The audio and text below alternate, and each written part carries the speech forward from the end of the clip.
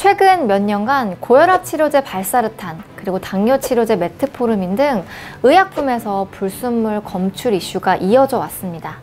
그런데 의약품 발암 문제가 또다시 수면 위로 올라왔습니다. 식품과 의약품에서 첨가제로 사용되는 산화티탄이라는 성분이 문제가 된 건데요. 비욘드에서 어떤 내용인지 취재해봤습니다.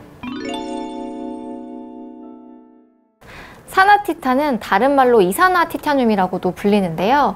색깔을 진하게 하고 광택을 내는 성질 때문에 주로 식품의 착색제로 사용되고 또 화장품, 치약, 페인트뿐만 아니라 의약품에서도 정제 코팅 기제 그리고 캡슐에도 사용되는 첨가제입니다. 우리나라에서 이 산화티탄을 포함하는 의약품은 7,600여인 것으로 알려져 있습니다. 이 성분이 이슈가 된 이유는 최근 유럽연합에서 이 성분의 유전 독성을 제기했기 때문인데요. 유럽에서는 이 식품 첨가제로서 이 성분의 사용을 금지한다 라고 발표했고, 의약품의 첨가제로서는 3년 후에 사용을 제한할지 말지를 결정하겠다라고 발표했습니다. 의약품은 심각한 부족을 야기할 수 있기 때문에 한시적으로 유예 결정을 내린 건데요. 우리나라 식약처에서도 선제적으로 국내 사용 현황을 파악하고 있는 상황입니다. 산화티탄의 유전 독성과 관련된 문제는 유럽 학회에서 몇 차례 제기되어 왔습니다. 특히 2017년 프랑스에서 진행된 연구에서 이 산화티탄 나노 입자에 노출된 쥐에서 전암성 종양이 발생했고, 또 내장세포 손상과 함께 면역체계가 악화되었다, 이런 내용이 발표되었습니다.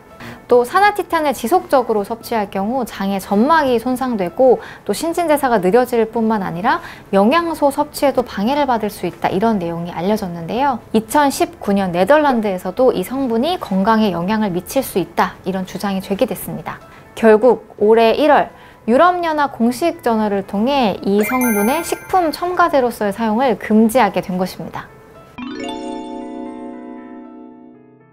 아직은 식약처에서 이 사용 현황을 파악하는 수준이지만 향후 이 성분의 사용이 문제가 되면 파장은 예상보다 클 것으로 예상됩니다. 한 제약업계 관계자에 따르면 이 해당사의 보유허가 품목 중 약 30%에 해당하는 품목에 이 산화티탄이 들어가 있기 때문에 이 첨가제로서 이 물질을 완전히 제거하는데 상당한 시간과 비용이 소요될 것이다, 이렇게 말했습니다. 아직까지 이 산화티탄을 대체할 수 있는 물질이 없을 뿐만 아니라 이 대체 물질이 확보가 된다고 해도 공정 과정의 검정, 그리고 생물학적 동등성 평가, 그리고 허가 변경 등 절차적인 문제도 있기 때문입니다. 식약처 인터뷰에 따르면 국내 사용 현황, 그리고 외국 동향, 그리고 물질의 안전성, 그리고 현실적인 상황 등 여러 가지 사항을 좀 종합적으로 검토할 예정이라고 밝혔는데요. 현재까지는 인체 수준의 유전 독성, 발암성에 대한 자료는 부족하고 또 보다 더 많은 과학적 근거가 필요하기 때문에 업계의 우려에 대해서는 아직까지는 걱정할 단계가 아님을 시사했습니다. 식약처에서 다양한 변수를 고려해 추후 방향을 결정할 때까지 조금 더 기다려 봐야겠습니다.